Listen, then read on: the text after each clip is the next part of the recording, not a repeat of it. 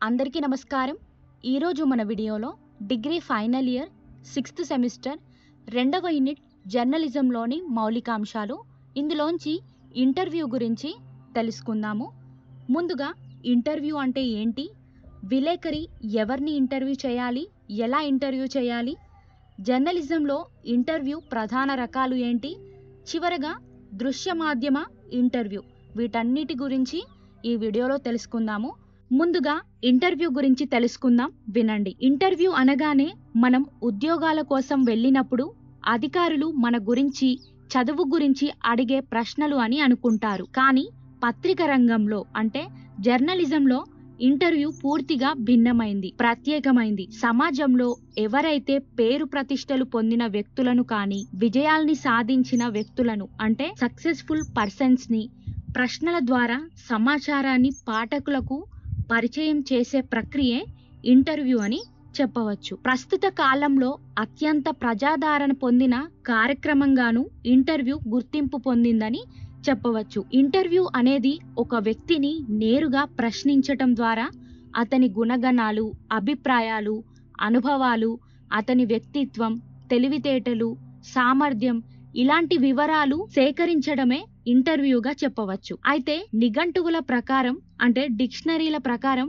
Interview అనే పదానికి ఎలాంటి అర్థాలు ఉన్నాయో చూడండి. అంటే ఇంటర్వ్యూ అనే పదానికి ఒక్కో నిఘంటువు ఒక్కో అర్థాన్ని చెప్పింది. మొదటిది సిపి బ్రౌన్ ఇంగ్లీష్ తెలుగు నిఘంటువు ఇంటర్వ్యూ అనే పదానికి దర్శనం అని అర్థాన్ని చెప్తుంది. అంటే ఈ సిపి బ్రౌన్ అనే డిక్షనరీలో ఇంటర్వ్యూ అనే పదానికి దర్శనము అని చెప్తుంది. దర్శనం అంటే ముఖాముఖిగా మాట్లాడుకోవటం, ఎదురుగా కలిసి మాట్లాడుకోవటం అని అర్థం. కాబట్టి ఇంటర్వ్యూ పదానికి సిపి బ్రౌన్ అనే నిఘంటువు దర్శనం అని అర్థాన్ని చెప్పింది. ఇక మరొక నిఘంటువు అయిన ఆధునిక వ్యవహార కోశం ఇంగ్లీష్ తెలుగు అనే నిఘంటువులో ఇంటర్వ్యూ పదానికి భేటీ, సమావేశం, సందర్శన, సంభాషణ పదాలుగా సూచించింది. అంటే ఈ డిక్షనరీలో ఇంటర్వ్యూ పదానికి ఇలాంటి పదాలన్నిటినీ సూచించింది.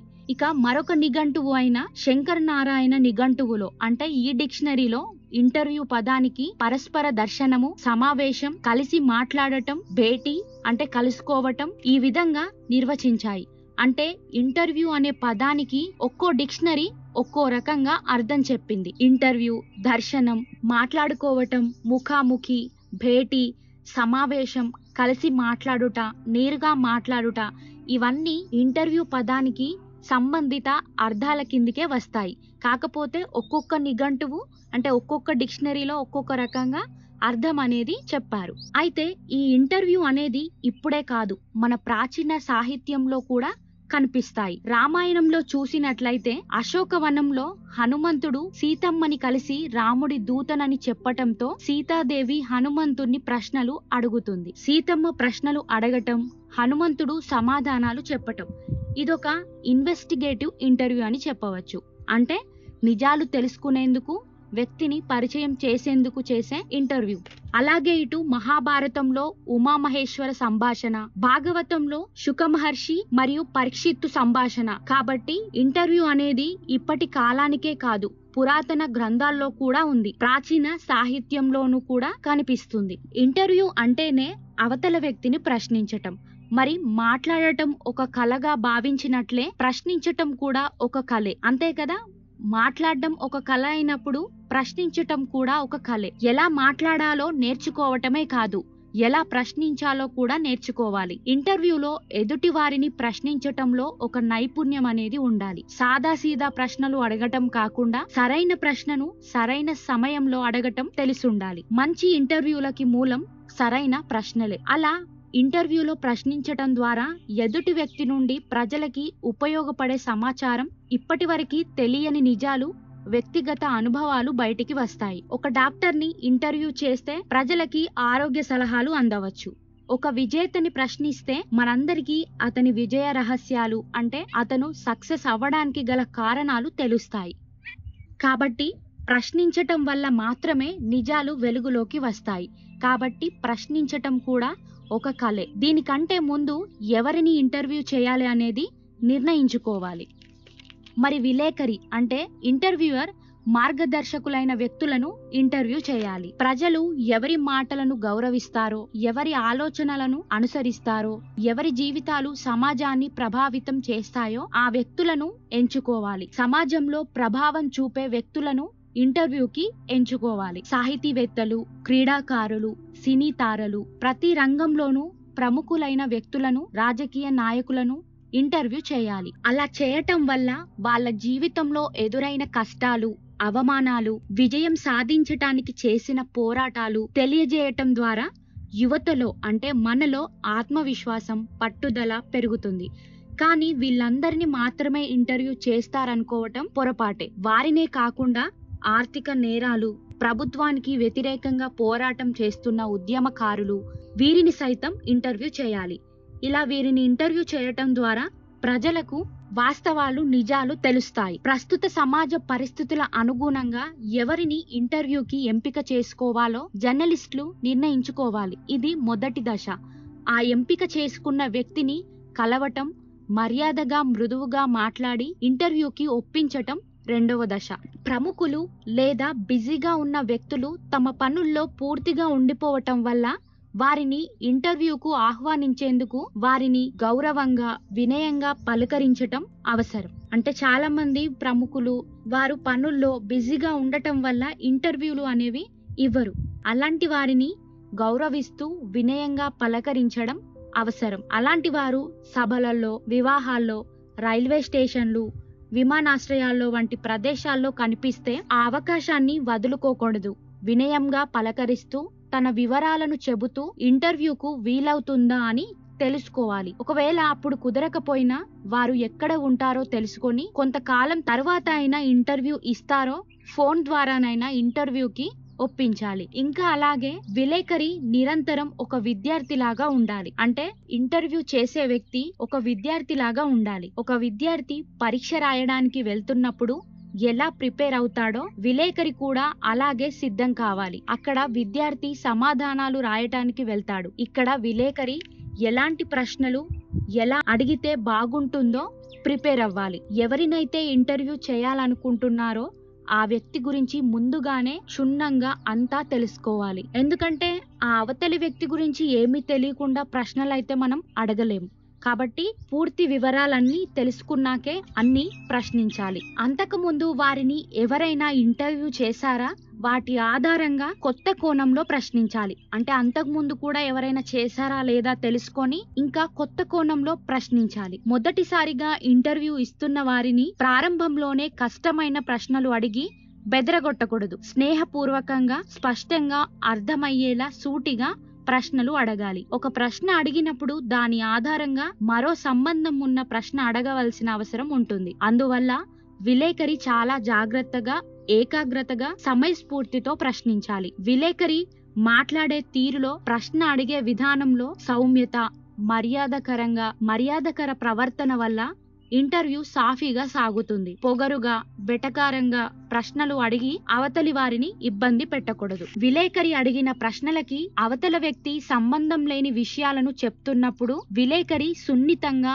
అసలు విషయంలోకి తీసుకురావాలి. అంటే కొందరు ఒక ప్రశ్న అడిగితే దానికి సంబంధించింది కాకుండా వేరే సమాధానం, వేరే విషయంలోకి వెళ్తారు. అలా కాకుండా విలేకరి సున్నితంగా అసలు విషయానికి తీసుకురావాలి. ఇంటర్వ్యూ చేసే సమయంలో విలేకరి తనను తాను నియంత్రించుకోవాలి. అంటే కంట్రోల్లో ఉండాలి. ఆవేశంతో మాట్లాడితే ఇంటర్వ్యూ సరైన దిశలో సాగదు. ఇంటర్వ్యూ కోసం కొందరు వ్యక్తుల దగ్గరికి వెళ్ళినప్పుడు అనుకోకుండా వారికి ఇప్పుడు వీలు కాదు అంటారు. అప్పుడు ఓపికగా ఉండాలి. వారికి వీలైన మరో సమయాన్ని తీసుకోవాలి. ఒక్కోసారి ఇంటర్వ్యూ ఇచ్చేవారు అడగవలసిన ప్రశ్నలను ఒక లిస్టు రాసి ఇవ్వమంటారు. అంటే ముందే ఎలాంటి ప్రశ్నలు అడుగుతారో ఆ లిస్టుని రాసి ఇవ్వమంటారు. అలా ఇవ్వటం వల్ల చక్కటి సమాధానాలు విలేకరికి దొరుకుతాయి. ఇక ఇంటర్వ్యూ ముగిసాక వారికి కృతజ్ఞతలు తెలపాలి. మళ్ళీ ఆ వ్యక్తి ఎక్కడైనా కలిస్తే, ఎదురుపడితే పలకరించాలి. స్నేహపూర్వకంగా ఉండాలి. ఎందుకంటే మళ్ళీ ఎప్పుడైనా ఆ వ్యక్తినే ఇంటర్వ్యూ తీసుకోవాల్సిన అవసరం రావచ్చు. ఇక ఇంటర్వ్యూ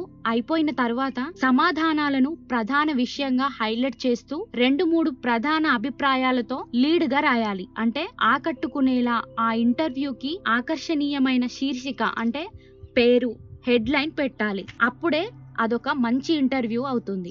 ఉదాహరణకి ఈ మధ్య కాలంలో ఇటీవల యూట్యూబ్ లో ట్రెండింగ్ లో ఉన్న ఇంటర్వ్యూలలో ప్రముఖ హాస్య నటుడు బ్రహ్మానందం గారు ఇచ్చిన ఇంటర్వ్యూ ప్రత్యేకంగా నిలిచింది. అందరూ చూసే ఉంటారు. ఈ ఇంటర్వ్యూలో ఆయన తన జీవిత అనుభవాలను, విలువలను, క్రమశిక్షణ, వారి మాటలు ప్రేక్షకులందరినీ ఆకట్టుకున్నాయి. ఈ విధంగా ఇంటర్వ్యూ ఇవ్వాలి. ఒక విలేకరి నిరంతర విద్యార్థిగా ఉండాలి. ఎలా ప్రశ్నించాలి, ప్రశ్నించటం కూడా ఒక కళే. ఎలాంటి వ్యక్తులని ఇంటర్వ్యూగా తీసుకోవాలి అనే విషయాల గురించి ఇప్పుడు తెలుసుకుందాం. ఇక తరువాత జర్నలిజంలో ఇంటర్వ్యూ ప్రధాన రకాల గురించి తెలుసుకుందాం. అవే వ్యక్తిత్వ పరిచయ ఇంటర్వ్యూలు, విషయ కేంద్రీకృత ఇంటర్వ్యూ, ప్రజాభిప్రాయ ఇంటర్వ్యూ, ప్రాయోజిత ఇంటర్వ్యూలు. ఇందులో మొదటిదైన వ్యక్తిత్వ పరిచయ ఇంటర్వ్యూ గురించి తెలుసుకుందాం. మొదటిది వ్యక్తిత్వ పరిచయ ఇంటర్వ్యూ. అంటే ఒక రంగంలో ఉన్నత స్థాయిలో చేరుకున్న వ్యక్తులను, వారి వ్యక్తిగత విషయాలు అంటే పర్సనల్ విషయాలకి సంబంధించిన ప్రశ్నలు ఇందులో ఎక్కువగా ఉంటాయి. ఆ వ్యక్తి స్వభావం, వారి అభిప్రాయాలు, జీవిత ప్రయాణం, సాధించడానికి వారు ఎదుర్కొన్న సవాళ్లు మొదలైన అంశాలు తెలుసుకునే ప్రశ్నలను అడుగుతారు. ఇలాంటి ఇంటర్వ్యూలు ప్రధానంగా దేశ ప్రధానమంత్రి, రాష్ట్ర ముఖ్యమంత్రి పదవి స్వీకరించినప్పుడు పత్రికల వారు టీవీలో ప్రత్యేకంగా ఇంటర్వ్యూలు చేసి వారి వ్యక్తిగత విషయాలను అడుగుతారు. విలేకరి ప్రజలకు తెలియని కొత్త కోణంలో ఆ వ్యక్తిని పరిచయం చేయడానికి ప్రయత్నిస్తారు. ఈ విధంగా ప్రపంచ ప్రఖ్యాతి చెందిన మైక్రోసాఫ్ట్ సంస్థ తెలుగువారైన సత్యనాదెళ్ల సీఈఓగా ఉన్నప్పుడు అతని ఇంటర్వ్యూ ద్వారా అందరికీ పరిచయం చేయటం, ఒలింపిక్స్ లో పతకం సాధించిన పివి సింధును, సంగీతంలో తొలి ఆస్కార్ అవార్డు పొందిన ఏఆర్ రెహమాన్ ను, ఇలా వీరే కాదు, ఇవి కేవలం బుక్ లోవి మాత్రమే. ఇంకా చాలా వ్యక్తిగత ఇంటర్వ్యూలు మనకి యూట్యూబ్ లో, టీవీలో కనిపిస్తూ ఉంటాయి.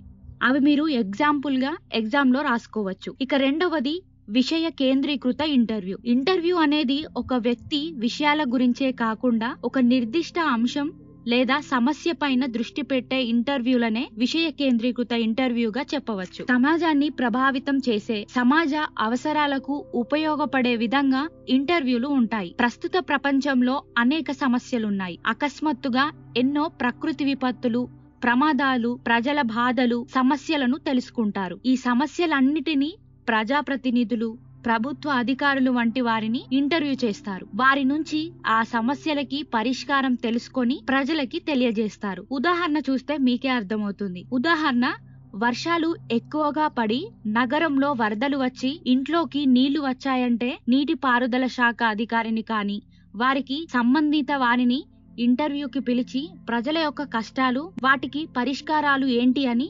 ప్రశ్నించడం. ఇవన్నీ కూడా విషయ కేంద్రీకృత ఇంటర్వ్యూ. అంటే ఒక నిర్దిష్ట అంశం లేక ఒక సమస్య పైన దృష్టి పెట్టే ఇంటర్వ్యూగా చెప్పవచ్చు. ఇక మూడవది ప్రజాభిప్రాయ ఇంటర్వ్యూ. అంటే ప్రజల అభిప్రాయాలను తెలుసుకోవడానికి చేసే ఇంటర్వ్యూలు. ప్రజల యొక్క ఆలోచనలను, అభిప్రాయాలు, భావనలు తెలుసుకునే ఇంటర్వ్యూలు. సమాజంలో జరిగే అంశాలపైన ప్రజలు ఏ విధంగా స్పందిస్తున్నారు అనే విషయాలను తెలుసుకోవటం. ఉదాహరణకి ఒక పెద్ద మైదానంలో ఒక వంతెన కట్టాలంటే చుట్టుప్రక్కల ప్రజల అనుమతి ఇస్తారా లేదా, వద్దంటారా, వాళ్ళ అభిప్రాయాలు ఏ విధంగా ఉంటాయని సేకరించటం.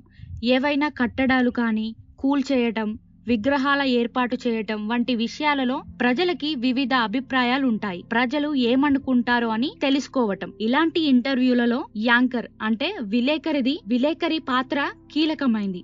ఎవరి పక్షాన కాకుండా తటస్థంగా ఉండాలి. అంటే ఇప్పుడు రెండు పక్షాలు ఉంటే, రెండు వర్గాలు ఉన్న ఎవరి పక్షాన మాట్లాడకుండా తటస్థంగా ఉండాలి. గౌరవంగా, తెలివిగా ప్రశ్నలు అడగాలి. ఇంకా మీకు చక్కగా అర్థం కావాలంటే టీవీ ఇంటర్వ్యూలలో, యూట్యూబ్లలో ఈ కింది ఇంటర్వ్యూలు గమనిస్తే మీకే అర్థమవుతుంది. ఎన్టీవీ పాయింట్ బ్లాక్ కానీ, యూట్యూబ్ లో సి మృణాలి ఇంటర్వ్యూలు కానీ, ఐ డ్రీమ్స్ లో టిఎన్ఆర్ ఇంటర్వ్యూలు, ఓపెన్ హార్ట్ విత్ ఆర్కే, ఇలాంటివి మరెన్నో ప్రజాభిప్రాయ ఇంటర్వ్యూలు యూట్యూబ్ లో, టీవీలో కనిపిస్తూనే ఉంటాయి. వాటిని ఒకసారి గమనించండి. ఇక నాలుగవది ప్రాయోజిత ఇంటర్వ్యూలు. ప్రచారం కోసం అంటే ప్రమోషన్స్ కోసం సంస్థలే డబ్బు పెట్టి ఇంటర్వ్యూలు చేసుకుంటే దాన్నే ప్రాయోజిత ఇంటర్వ్యూ, స్పాన్సర్డ్ ఇంటర్వ్యూస్ అని అంటాం. ఏమంటాం? స్పాన్సర్డ్ ఇంటర్వ్యూస్ అంటాం. ఒక రకంగా ప్రమోషన్ల ఇంటర్వ్యూలు అంటాం. ఈ కాలంలో వ్యాపార సంస్థల మధ్య పోటీ ఎక్కువగా ఉంది. వచ్చిన ప్రతి కొత్త ఉత్పత్తిని, అంటే కొత్తగా ఏది వచ్చినా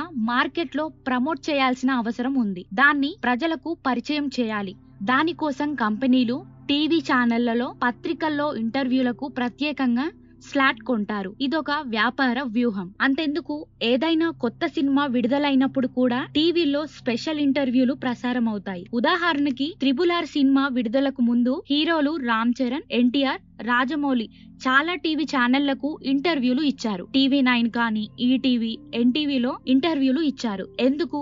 సినిమాని ప్రజల్లోకి ప్రచారం చేయటానికి, ప్రజల్ని థియేటర్లకు రప్పించాలి. ఇదొక ప్రాయోజిత ఇంటర్వ్యూ. వీటి వల్ల టీవీ ఛానల్స్ కు టీఆర్పీ రేటింగ్లు పెంచుకుంటారు. ఇవే కాకుండా మొబైల్స్ కంపెనీ విడుదలైనా కానీ, అంటే ఆ ఫోన్ ప్రచారం కావాలంటే ఆ సంస్థ మీడియా ఛానళ్లను సంప్రదిస్తుంది. కొత్త ఫోన్ లాంచ్ అయినప్పుడు ఫోన్ గురించి, ఆ ఫీచర్స్ ఎలా పనిచేస్తున్నాయి వంటి విషయాల గురించి మనం చూస్తూనే ఉంటాం. ఇలా ఇటు ఇవి మరికొన్ని సినిమాలైన జాతిరత్నాలు, సంక్రాంతికి వస్తున్నాం, కోర్టు సినిమా, ఇలాంటి ఇంటర్వ్యూలు గుర్తుకు తెచ్చుకోండి. ఇలాంటి ప్రోడక్ట్స్ కానీ సినిమాలు ఇంటర్వ్యూల ద్వారా వ్యాపార లాభాలు పొందుతాయి. ఈ ఇంటర్వ్యూలు ఏ విధంగా జరిగినా విలేకరి ప్రాధాన్యం మాత్రం తగ్గదు. ప్రశ్నించే జ్ఞాన సమర్థత ఇంటర్వ్యూకి ప్రధానమైంది. ఇవన్నీ మీకు తెలిసిన, రోజు చూస్తున్న విషయాలే. కాన్సెప్ట్ విని సొంత మాటల్లో రాయండి. ఇక ఇవన్నీ కూడా ఇంటర్వ్యూ ప్రధాన రకాలు. ఇక చివరగా దృశ్య మాధ్యమ ఇంటర్వ్యూలు. దృశ్య మాధ్యమ ఇంటర్వ్యూ అంటే టీవీ, మొబైల్ ఫోన్లు, యూట్యూబ్ లాంటి సోషల్ మీడియాల్లో చూసి వినగలిగే ఇంటర్వ్యూలు. ఈ కాలంలో ఇంటర్వ్యూ అనగానే పత్రికల్లో చదివే ఇంటర్వ్యూల కంటే టీవీలో లేదా వీడియో రూపంలో వచ్చే ఇంటర్వ్యూలే ఎక్కువగా గుర్తుకు వస్తున్నాయి. ఎందుకంటే న్యూస్ ఛానళ్లు పెరిగిపోవటం, ఎన్నో టీవీ ఛానల్స్ ఉన్నాయి. అలాగే సెల్ ఫోన్ లో కూడా టీవీ చూడగలుగుతున్నాం. ప్రతి ఒక్కరి దగ్గర ఫోన్ ఉంటుంది. కాబట్టి టీవీలో వచ్చే ఇంటర్వ్యూలు చాలా ప్రజాదరణ పొందుతున్నాయి. ప్రజలు ఎక్కువగా చూస్తున్నారు. ఇక ఈ తరం జర్నలిస్టులు అయితే వార్తలు రాయటం కంటే టీవీలో ప్రత్యక్షంగా వార్తలు చదవటం, ఇంటర్వ్యూలు చేయటం వైపు ఎక్కువగా ఆసక్తి చూపుతున్నారు. వీటి ద్వారా ఎక్కువ మందికి సమాచారం చేరవచ్చు. మరి టీవీలో ఇంటర్వ్యూలు చేయటం అనేది సాదాసీదా పని కాదు. దీనికోసం విలేకరికి అంటే జర్నలిస్ట్ కి సాంకేతిక శిక్షణ అనేది ఉండాలి. అంటే టెక్నికల్ ట్రైనింగ్, టెక్నికల్ నాలెడ్జ్ అనేది ఉండాలి. మాటలు చెప్పే విధానం, కెమెరా ముందు ప్రవర్తన, లైటింగ్, సౌండ్స్, అవే కాకుండా కెమెరామ్యాన్ కు, ఆ విలేకరికి ఇద్దరి మధ్య మంచి అవగాహన అనేది ఉండాలి. ఎందుకంటే పత్రిక విలేకరి కెమెరా లేకుండా ఎక్కడికి వెళ్ళినా ఇంటర్వ్యూ చేయగలడు. కానీ టీవీ విలేకరి మాత్రం కెమెరామ్యాన్ ఉండాలి. అప్పుడప్పుడు కెమెరా పని చేయకపోవడం వంటి ఇతర ఇబ్బందులు రావచ్చు. అప్పుడు వెంటనే ఏదో ఒక నిర్ణయం తీసుకోవాలి. ఒక ప్రముఖుడి చుట్టూ అనేక ఛానల్స్, రిపోర్టర్లు ఉన్నా ఇతరులకు ఇబ్బంది కలగకుండా తాను తన ఛానల్ కోసం సమాచారం సేకరించాలి. అందుకు సహనంగా, ఓపిగ్గా ఉండాలి. ఇంకా అలాగే ప్రత్యక్ష ప్రసారాల్లో అంటే లైవ్ ఇంటర్వ్యూల్లో అప్రమత్తంగా ఉండాలి. జలుబు, దగ్గు వంటి ఆరోగ్య సమస్యలు ఉంటే ఇంటర్వ్యూ చేయకపోవటం మంచిది. అలాగే ప్రముఖులను ఇంటర్వ్యూ చేస్తున్నప్పుడు వస్త్రధారణ, ఆ కూర్చునే విధానం హుందాగా ఉండాలి. ఇంటర్వ్యూకు వచ్చిన వ్యక్తి విలేకరికి బాగా తెలిసిన వ్యక్తి అయినా సరే గౌరవంగా, వినయంగా మాట్లాడాలి. ఇంటర్వ్యూ సమయంలో ఎలా ఉండాలో ఆ వ్యక్తికి యాంకరే అంటే ఆ విలేకరే ముందుగా చెప్పాలి.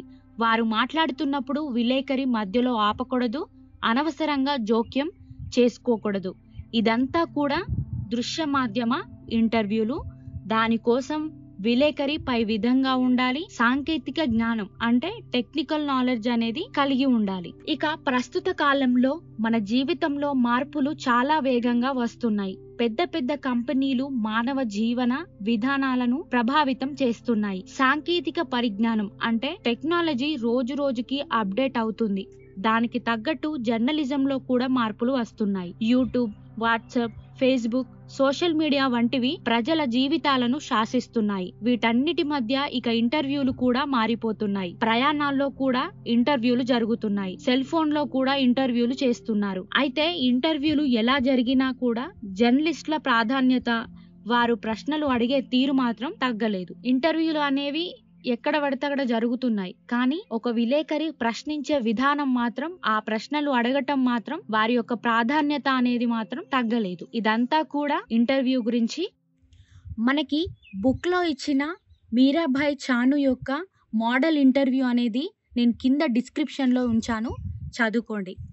ధన్యవాదాలు.